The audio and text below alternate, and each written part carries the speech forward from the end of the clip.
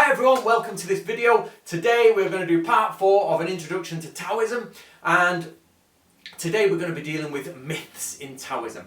So basically, the main myth that comes about is the fact that classical Taoism, that's like Lao Tzu, and philosophical Taoism came first, and that religious Taoism came second. And that religious Taoism is a broken down, non-working version of the original classical Taoism. Well, apparently that's just not true. Apparently they both existed at the same time. That is the religious elements, the magical elements, the alchemy, the 5 elements theory, yin-yang theory. They all existed in China. They all go right back to, I think, before the classical Taoist period. So they came up together. It wasn't a case of classical came first and Taoism came second. And remember, we talked about this before, not all religious Taoism is actually Taoism. A lot of the time it's just grouped together and shoved in with Taoism because it's not Buddhism or it's not Confucianism. So remember that religious Taoism is at least over 2,000 years old, at least, and probably goes into the prehistoric or prehistorical record. There's probably elements of it there and it comes together later. So just remember they both developed side by side.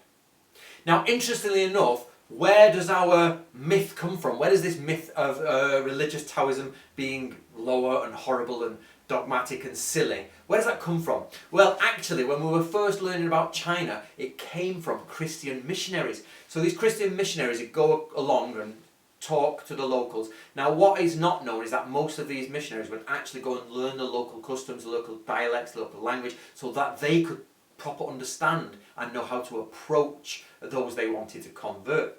So it turns out that these missionaries were Protestant, and when they were talking about Taoism, they considered classical Taoism as to be sophisticated, but they considered religious Taoism to be a bit like the Catholic Church, over-dogmatized, superstitious, full of ritual. So they suddenly went, okay, we can understand your Taoism, and some of them said there's no conflict between that and God, but then once you got to religion, spells, alchemy, they were like, whoa, no, that's too Catholic for us, get rid of that. So suddenly it's presented to the West by a Christian Protestant mind and not a Catholic mind, which means they promote one more than the other.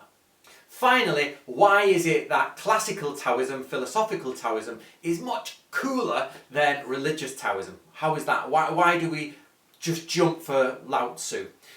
Now, and not, even though they've existed the same amount of time.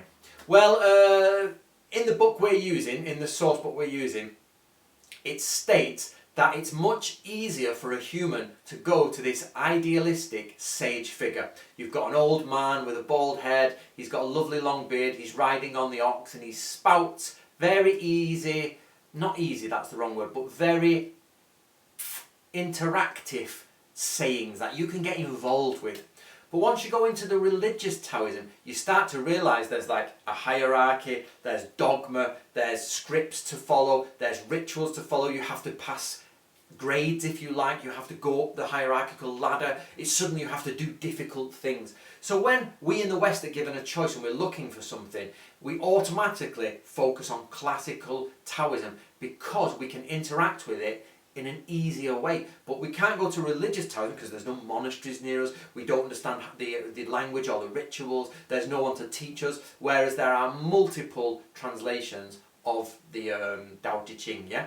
So we easily go for the sage dream, the Yoda of their time, if you know what I mean. And remember, Yoda is based on these sages. So when you go for Yoda style stuff, it's like, that's what we're looking at. The Tao, the way, the force. It's all very, very easy for you to latch onto and get involved with. That doesn't mean it's not real. Taoism is very real, and Lao Tzu is talking about his work, and it's a very interesting and academic subject. But it's easy to fall into a fantasy version. Okay, my name's Anthony Cummins, you've been watching a Natori Ryu video. We study ancient ways of Japanese art, and of course that involves the Chinese philosophical systems. So subscribe and enjoy.